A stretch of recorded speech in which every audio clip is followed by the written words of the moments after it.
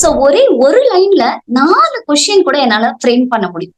So அது நானா என்னோட ஹேண்ட் ரிட்டன்ல வந்து நான் ரெடி பண்ணணும் அப்படின்னு நினைப்பேன். இவ்வளவு நேரம் படிக்கிறீங்க அப்படின்றது வந்து உண்மையா பெரிய விஷயம் இல்ல. ஆனா அதை எப்படி நீங்க செலவிடுறீங்க, ப்ரிப்பரேஷனுக்கு எவ்வளவு நேரம் செலவு பண்றீங்க, அதே போல ரிவிஷன் எப்படி பண்றீங்க. நான் பார்த்தோம்னா நான் தினமும் ஸ்கூல் போயிடுவேன். ஸ்கூல் போயிட்டு லஞ்ச் பிரேக் இருக்கிறப்ப கூட சும்மா ஒரு கிளான்ஸ் எடுத்து நான் என்ன ப்ரிப்பேர் பண்ணியிருக்கேன் அப்படின்றத பார்ப்பேன். அதே போல ஸ்கூல்ல இருந்து வீட்டுக்கு நடந்து வரப்போ I use to listen to the audios. So ஃபேமிலிய முழுக்க வந்து நான் சப்போர்ட் பண்ண வேண்டிய ஒரு கட்டாயம் இருந்தது. அந்த கட்டாயம் தான் வந்து என்ன படிக்கணும் அப்படின்றது தூண்டிட்டே இருந்தது.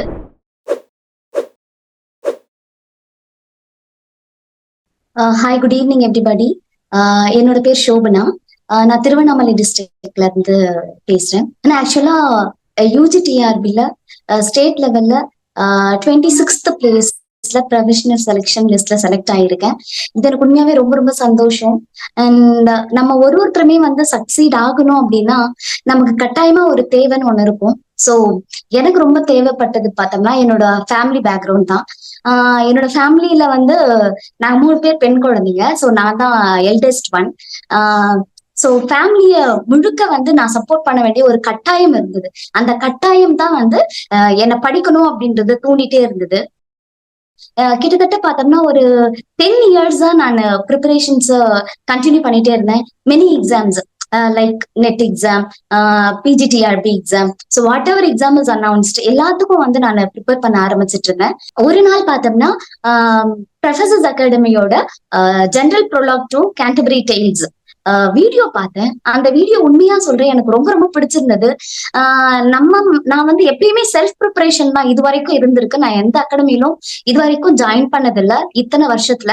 ஆனா நான் ஃபர்ஸ்ட் டைம் அதை பார்த்தப்போ எனக்கு கண்டிப்பா நான் ஒரு அகாடமியோட சப்போர்ட் தேவைப்படுது, நம்ம மட்டும் செல்ஃப் ப்ரிப்பரேஷன் இருந்தா மட்டும் போதாது அப்படின்னு நான் ஃபீல் பண்ணியிருந்தேன். சோ பண்ணிட்டு அடுத்த ஒரு 1 or 2 வீக்ஸ்ல நான் வந்து ப்ரொஃபசர்ஸ் அகாடமிக்கு கால் பண்ணி இந்த மாதிரி நான் ஜாயின் பண்ணும் அப்படின்னு. சோ ஜாயின் பண்ணிட்டேன். ஜாயின் பண்ணதுக்கு அப்புறம் கிளாஸஸ் பாக்குறப்போ எனக்கு ரெக்கார்டட் செஷனா இருந்தா ரொம்ப நல்லா இருந்திருக்கும் அப்படின்னு தோணுது. ஏன்னா ஒரு சில நேரத்துல நான் ஒர்க்கிங்கா இருக்கிறதுனால ஸ்கூல்ல ஸ்பெஷல் கிளாஸஸ் இருக்கும் 10th ஸ்டாண்டர்ட், அதெல்லாம் முடிச்சுட்டு வர்றதுக்கு கொஞ்சம் கஷ்டமா இருந்தது. சோ ரெக்கார்டட் செஷன்ஸ் எனக்கு ரொம்ப ரொம்ப யூஸ்ஃபுல்லா இருந்தது. நான் எப்பெல்லாம் ஃப்ரீயா இருக்கிறனோ, என்னோட டைம் எப்போ ஆப்டா இருக்குமோ அப்பெல்லாம் நான் உட்காந்து ஹிண்ட்ஸ் எடுக்க ஆரம்பிப்பேன். அப்படி நான் ஹிண்ட்ஸ் எடுத்ததுனாலதான் அந்த ஹிண்ட்ஸ் பார்த்தோம் அப்படின்னா எல்லாருக்கும் ஒரு ஒரு தனி ஸ்டைல் இருக்கும்ல. சோ எனக்கு இருக்கிற ஸ்டைல் என்னன்னா for each and every line I use to prepare questions. So ஒரே ஒரு லைன்ல 4 கொஸ்டின் கூட என்னால ஃப்ரேம் பண்ண முடியும். சோ அது நானா என்னோட ஹேண்ட் ரிட்டன்ல வந்து நான் ரெடி பண்ணணும் அப்படின்னு நினைப்பேன். அததான் நான் வந்து கண்டினியூஸா ஃபார் த பாஸ்ட் 10 இயர்ஸ் நான் அதை யூஸ் பண்ணிட்டு இருக்கேன். சோ இதுக்கும் அதே போலதான். சோ ஒரு ரெக்கார்டட் செஷனை போட்டுட்டு ஒரு ஒரு லைன் பை லைன் என்ன பண்ணுவேன்னா நானா உட்காந்து ஒரு 4 கொஸ்டின் 5 கொஸ்டின் ஒரு ஒரு லைனுக்கும் நான் ப்ரிப்பேர் பண்ணுவேன். சோ நெக்ஸ்ட் டைம் நான் அதை எடுத்து படிக்கிறப்போ எனக்கு உண்மையாவே அது கொஸ்டின் ஆன்சர் போடவே தெரியாது. அது எனக்கு எப்படி இருக்கும் அப்படின்னா ஒரு ஸ்டோரியை நம்ம படிக்கிறப்போ ஒரு ஒரு கேரக்டரும் நம்ம கண் முன்னாடி எப்படி வந்து நிப்பாங்களோ அதே போலதான் எனக்கு ஒரு ஒரு ஆன்சரும் இருக்கும். சோ அது எனக்கு ரொம்ப ரொம்ப சந்தோஷமான ஒரு விஷயம். அதே போல ப்ரொஃபசர்ஸ் அகாடமியில கொடுக்குற அந்த குவிஸ் அட்டென்ட் பண்றப்போ நான் உண்மையா மிரண்டு போய் உட்கார்ந்ததுதான் வந்து நிறைய டைம். சோ ஒருத்தரால இப்படி எல்லாம் கொஸ்டின் வந்து ஃப்ரேம் பண்ண முடியுமா? நானே ஆக்சுவலா லைன் பை லைனா தான் எடுத்து ப்ரிப்பேர் பண்ணுவேன். ஆனாலும் இங்க கொடுத்திருக்கிற கொஸ்டின்ஸ் என்னால ரொம்ப சேலஞ்சிங்கா தான் இருக்கும். சோ அது என்ன பண்ணுச்சு அப்படின்னா நான் படிக்கிறது இதோட வந்து பத்தாது, நான் இன்னும் நிறைய படிக்கணும், நிறைய ஹிண்ட்ஸ் நான் கலெக்ட் பண்ணணும் அப்படின்ற மாதிரி நான் நிறைய ஹிண்ட்ஸை வந்து கலெக்ட் பண்ண ஆரம்பிச்சேன். அந்த ஹிண்ட்ஸ தனியா எடுத்து வைக்கவே மாட்டேன். ஒரு டாபிக் இருக்குன்னா அந்த டாபிக் ரொம்ப சின்ன சின்னதா மைன்யூட்டா எழுதி வச்சு நிறைய பேப்பர்ஸ் எடுக்கிறப்பவும் அதையும் சேர்த்து நான் எந்த ஃபர்ஸ்ட் பேஜ்ல எங்க வந்து நான் அந்த ஹிண்ட்ஸை எடுக்கிறனோ அதே பேஜ்ல நான் அதை பின் பண்ணி வச்சு படிப்பேன். ஒருவேளை தனித்தனியா இருந்தோம்னா அதுக்குனோட கண்டினியூவேஷன் வந்து எப்பயுமே நமக்கு இருக்காது. சோ என்னோட பெஸ்ட் அட்வைஸ் என்ன அப்படின்னு பார்த்தோம்னா please frame questions by yourself. நீங்களே வந்து கொஸ்டின் ஃப்ரேம் பண்ணிக்கங்க. எனக்கு சாரோட கிளாஸ் ரொம்ப ரொம்ப பிடிக்கும். அவரோட voice and way he tells something, okay, அது நம்மளோட மனசுல எப்பயுமே பதிகிற மாதிரி இருக்கும். And the clues that have been given are very useful for me. And அதே போல ஒருத்தர் வந்து இந்த டெஸ்ட் அட்டென்ட் பண்றப்போ சில நேரங்கள்ல அது நம்மள வந்து ஐயோ நம்ம சுத்தமா படிக்கலையா அப்படின்னு கூட நினைக்க வைக்கும். ஆனா அப்படிப்பட்ட நினைப்பு மட்டும்தான் நம்மள அடுத்த ஸ்டெப்க்கு மூவ் பண்ண விடுமே. சோ அன்னைக்கு டெஸ்ட் ஒழுங்கா எழுதலன்னா அன்னைக்கு நைட்டு முழுக்க வந்து நிம்மதியா தூங்க முடியாது.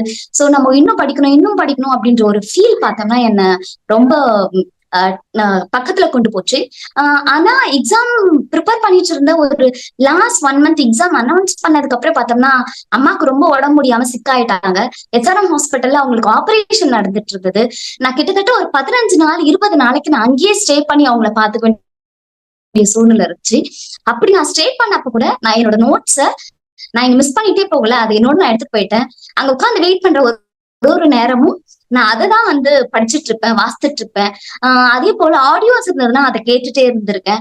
சோ நம்ம அச்சீவ் பண்ணணும் அப்படின்னு டிசைட் பண்ணிட்டு இருக்கோம்னா நமக்கு எதுவும் தடையாவே இருக்காது. எல்லாமே நம்மள சக்சீட் பண்றதுக்கு நம்மள ஒரு ஸ்டெப்பா நம்மள கை கூட்டி அழைச்சிட்டு போகும் இந்த லைஃப். ஓகே, சோ அதை நான் புரிஞ்சுக்கிட்டேன். நீங்க ப்ரிப்பேர் பண்றப்பவும் இருக்கிற ரெக்கார்டட் செஷன்ஸ நீங்க யூஸ் பண்ணிக்கோங்க. டெஸ்ட் பேட்ச் நிறைய அட்டன் பண்ணுங்க. டெஸ்ட் அட்டன் பண்றது மட்டும் தான் நம்ம எந்த அளவுக்கு படிச்சிருக்கோம் அப்படின்றத உணர்த்தும். அதை நான் வந்து ரியலைஸ் பண்ணிருக்கேன் ரொம்ப. அதே போல நீங்களா கொஸ்டின்ஸ் ஃப்ரேம் பண்ணுங்க. ஓகே, நம்ம எக்ஸாம்ல உட்கார்ந்து எழுதுறப்போ சரி நம்ம இது ப்ரிப்பேர் பண்ண கொஸ்டின், இது நம்ம ப்ரிப்பேர் பண்ண கொஸ்டின் அப்படியே வந்திருக்குன்ற ஃபீல் வந்து எனக்கு நிறைய இடத்துல நான் எக்ஸாம் உட்காந்து அட்டென்ட் பண்றப்ப நான் அதை ஃபீல் பண்ணியிருக்கேன். நீங்களும் அப்படி ஃபீல் பண்ணணும் அப்படின்றதுதான் நான் நினைக்கிறேன். சோ நம்மளுக்கு ஒரு ஃபேமிலி இருக்கு. அந்த ஃபேமிலிக்கு வந்து நம்ம எந்த விதத்துல சப்போர்ட் பண்ண முடியும், அதே போல நம்மள நம்பி ஒரு கம்யூனிட்டியும் இருக்கு. நான் நினைக்கிறது அதான். ஆக்சுவலா நம்ம வந்திருக்கோம் அப்படின்னா நமக்கு எத்தனையோ பேர் ஹெல்ப் பண்ணிருப்பாங்க. எனக்கெல்லாம் உண்மையா நிறைய பேர் ஹெல்ப் பண்ணிருக்காங்க நான் படிக்கிறதுக்கு. சோ நான் படிச்சு நான் ஒரு கவர்மெண்ட் ஜாப்ல இருக்கிறப்போ நான் மத்தவங்களுக்கு ஹெல்ப் பண்ணணும் அப்படின்றதுதான் என்னோட மேஜர் டிசிஷனே. நான் சக்சீட் ஆனதுக்கு அப்புறம் நான் டிசைட் பண்ணிருக்கேன். இன்னொரு விஷயம் வந்து ரொம்ப நேரம் படிக்கிறது அப்படின்றது அவசியமே இல்லை. ஆக்சுவலா எப்படி பிளான் பண்ணி எதை எப்படி செய்யறோன்றதுதான் முக்கியம். நான் பார்த்தோம்னா ஷார்ப்பா 10:30 நான் தூங்க போயிடுவேன். அண்ட் ஷார்ப் 5 o'clock நான் எந்திரிச்சிடுவேன். 4:30 அலாம் வச்சு எந்திரிச்சிட்டு 5 உட்காந்துடணும் படிக்கிறதுக்கு அப்படின்றத நான் வந்து ஃபாலோ பண்ணிட்டு இருந்தேன். ஸோ எவ்வளவு நேரம் படிக்கிறீங்க அப்படின்றத வந்து உண்மையா பெரிய விஷயம் இல்ல. ஆனா அதை எப்படி நீங்க செலவிடுறீங்க, ப்ரிப்பரேஷனுக்கு எவ்வளவு நேரம் செலவு பண்றீங்க, அதே போல ரிவிஷன் எப்படி பண்றீங்க. நான் பார்த்தோம்னா ஒரு 1 month ஃபுல்லாவே ரிவிஷனுக்காக மட்டும்தான் டைம் ஸ்பெண்ட் பண்ணேன். ஆனா எனக்கு ரிவிஷன் வந்து அந்த அளவுக்கு கஷ்டமா இல்லாததுக்கு காரணம் என்னன்னா எனக்கு ஒன்னொண்ணுமே வந்து அப்படி ஸ்டோரி போல என்னோட கண் முன்னாடி இருக்கிறதுக்கு கொஸ்டின் அண்ட் ஆன்சர்ஸோட கொஸ்டினை நான் ப்ளூ பென்ல எழுதிடுவேன், ஆன்சர்ஸை ரெட் பென்ல எழுதிடுவேன், இல்லாட்டி வேற ஏதாச்சும் ஒரு கலர் பென்ல எழுதுவேன். ஏன்னா அந்த ஆன்சர்ஸ் கேட்சியா இருக்கிறப்போ நம்மளோட மைண்டுக்கு வந்து அது உடனே ஸ்ட்ராங்கா தங்கிடும் அப்படின்ற நம்பிக்கை வந்து எனக்கு இருந்தது. ஸோ நீங்களும் இந்த டிப்ஸ் எல்லாத்தையும் ஃபாலோ பண்ணுங்க. கண்டிப்பா உங்களாலையும் உங்களோட லைஃப்ல நீங்க என்ன அச்சீவ் பண்ணணும்னு நினைக்கிறீங்களோ அதை அச்சீவ் பண்ண முடியும். அண்ட் கடவுளோட பிளெஸிங் அதுல ரொம்ப ரொம்ப ரொம்ப நமக்கு முக்கியம். சோ நீங்க தினமும் எந்திரிச்சு உட்காந்து ப்ரேயர் பண்ணிட்டு அதுக்கப்புறம் படிக்க ஆரம்பிங்க. ஏன்னா அதுதான் நானும் ஃபாலோ பண்ணிட்டு இருந்தேன். You do your best and God will do the rest. So நம்மளோட பெஸ்ட் நம்ம கொடுத்தா போதும், கடவுள் நமக்கு எப்பயுமே சப்போர்ட் பண்ணுவாரு. So have a bright future everybody and don't stop preparing. Okay, exam வரணும் அனௌன்ஸ் பண்ணணும் நீங்க நினைச்சிட்டு இருக்காதீங்க. ஏன்னா நான் வந்து 2 years பிஃபோராவே இருக்கிற சிலபஸை எடுத்து வச்சு படிக்க ஆரம்பிச்சுட்டேன். சோ நம்ம ஆன் த ஸ்பாட்ல ப்ரிப்பேர் பண்ணோம்னா கண்டிப்பா நம்மளால அச்சீவ் பண்ண முடியாது. கண்டிப்பா ஆக்சுவலா நம்ம என்ன பண்ணோம் அப்படின்னா ஒரு எக்ஸாம் ப்ரிப்பேர் பண்றோம்னா you must be very clear with the syllabus. First syllabus எடுத்துக்கங்க. சிலபஸை எடுத்து முழுமையா அந்த சிலபஸ் என்ன, அதை யார் எழுதுனாங்க, ஆத்தரோட பேர் என்ன அப்படின்றது ரொம்ப கிளியரா இருங்க. இதான் first step. So second step என்ன அப்படின்னா இந்த டாபிக்ஸ் இருக்கும் இல்லையா, இந்த டாபிக்ஸ்க்கான ஒரிஜினல் டெக்ஸ்ட் தயவு செஞ்சு தேடி கண்டுபிடிங்க. இது செகண்ட் ஸ்டெப். ஒரிஜினல் டெக்ஸ்ட் இருந்து படிச்சா மட்டும்தான் இப்போதைக்கு நம்மளால பாஸ் பண்ண முடியும். ஏன்னா நம்ம ஹிண்ட்ஸை மட்டும் எடுக்கிறோம் அப்படின்னா it won't be helpful to us. கண்டிப்பா நம்ம என்ன பண்ணோம், டெக்ஸ்ட் புக் ஒரிஜினல் டெக்ஸ்ட் எடுத்துக்கங்க. எடுத்து நமக்கு வந்து புக்ஸா கிடைக்கலனாலும் at least you can download it from the ஆன்லைன்ல இருந்து டவுன்லோட் பண்ணிட்டு you just take a xerox. அதே போல படிக்கிறப்போ I mean before taking the hints please underline and study. First ஒரு கிளான்ஸ் படிக்கிறப்பயே அதுல என்னென்னலாம் இம்பார்ட்டன்டா உங்களுக்கு தோணுது அப்படின்றத அண்டர்லைன் பண்ணிக்கோங்க. சோ நெக்ஸ்ட் டைம் அதை ஹின்ஸா எடுக்கிறப்போ அது ஆன்சரா வர மாதிரி நீங்க ஒரு கொஸ்டினை ஃப்ரேம் பண்ணுங்க. அதுக்கு அடுத்தது பார்த்தோம்னா நீங்க நெக்ஸ்ட் டைம் படிக்கிறப்போ ரொம்ப ஈஸியா இருக்கும். So the first step, be prepared about the syllabus. And the second one is first underline பண்ணி படிக்க ஆரம்பிங்க. அதுக்கப்புறம் ஹின்ஸ் கொஸ்டின் அண்ட் ஆன்சரா எடுத்துக்கங்க. அந்த third one is the time table. Okay, so என்னோட வீட்டுல பார்த்தோம்னா ஆக்சுவலா நான் இன்னைக்கும் ஒட்டி வச்சிருக்கேன். இன்னும் நான் அதை எடுக்கவே இல்லை. என்னோட ஆர்டர் காப்பியை நான் கையில வாங்கிட்டு அதுக்கப்புறம் தான் நான் வந்து அதை ரிமூவ் பண்ணணும் அப்படின்னு இருக்கேன். எங்களோட பெட்ரூமோட டோர்ல பார்த்தோம் அப்படின்னா அந்த டைம் டேபிள் அப்படியே இருக்கும். காலையில நான் இத்தனை மணிக்கு எந்திரிக்கணும், இதுக்குள்ள 1 hour, அந்த 1 hour நான் இதை ப்ரிப்பேர் பண்ணணும். அதுக்கப்புறம் நான் சமைக்கணும், நான் அதை பார்சல் பண்ணணும், நான் என்னோட பர்சனல் ஒர்க் பண்ணணும். இது எல்லாத்துக்கும் கூட அந்த டைம் டேபிள் ஒரு இடம் இருக்கும். ஓகே, ஏன்னா நம்ம அதை எல்லாத்தையும் சேர்த்து டைம் டேபிள் போடுறப்பதான் நமக்கான படிக்கிற நேரம் எவ்வளவு கிடைக்குது அப்படிங்கறத பார்க்க முடியும். சோ நான் ஒர்க்கிங் அப்படின்றதுனால டெம்பரரி டீச்சரா ஒர்க் பண்ணிட்டு இருக்கேன். சோ நான் தினமும் ஸ்கூல் போயிடுவேன். ஸ்கூல் போயிட்டு லஞ்ச் பிரேக் இருக்கிறப்ப கூட சும்மா ஒரு கிளான்ஸ் எடுத்து நான் என்ன ப்ரிப்பேர் பண்ணியிருக்கேன் அப்படின்றத பார்ப்பேன். அதே போல ஸ்கூல்ல இருந்து வீட்டுக்கு நடந்து வரப்போ I use to listen to the audios என்ன இருக்கோ அதை நான் லிசன் பண்ணிட்டே வருவேன். அண்ட் வீட்டுக்கு வந்ததுக்கு அப்புறம் ஃப்ரம் 5 o'clock to என்னோட டைம் டேபிள் அப்படியே இருக்கும். அந்த டைம் டேபிள் நான் ஃபாலோ பண்ணிட்டே இருப்பேன். அதே போல நான் அதை முடிச்சிருக்கேனா இல்லையா, இன்னைக்கு நான் இதை ப்ரிப்பேர் பண்ணணும்னு நினைக்கிறத முடிக்கிறேனா இல்லையான்னு நான் ஒரு டிக் மார்க் போட்டுப்பேன். அப்பதான் அடுத்த நாள் நம்ம அதை வந்து நம்ம முடிச்சிருக்கோம் அப்படின்னா கான்பிடென்டா நெக்ஸ்ட் லெவலுக்கு நம்ம போக முடியும். அப்படி இல்லாட்டி நான் என்ன பண்ணுவேன், திரும்பவும் அதுல டிக் மார்க் விழணும். அதே போல ப்ரிப்பேர்ட் அப்படின்னு போட்டு எஸ் ஆர் நோ அப்படின்னு போடுவேன். சோ எஸ்ன்ற இடத்துல நான் டிக் அடிச்சாதான் என்னோட மனசுக்கு வந்து ஒரு நிம்மதியாவே இருக்கும். அதே போல நீங்களும் டைம் டேபிள் போட்டு வச்சுக்கங்க. இன்னைக்கு இந்த 1 மணி நேரம் இதை நான் ப்ரிப்பேர் பண்ணணும், இல்ல இதை நான் ரிவைஸ் பண்ணணும் அப்படின்னு போட்டுட்டு பக்கத்துல எஸ் ஆர் நோ அப்படின்னு நீங்களே எழுதுங்க.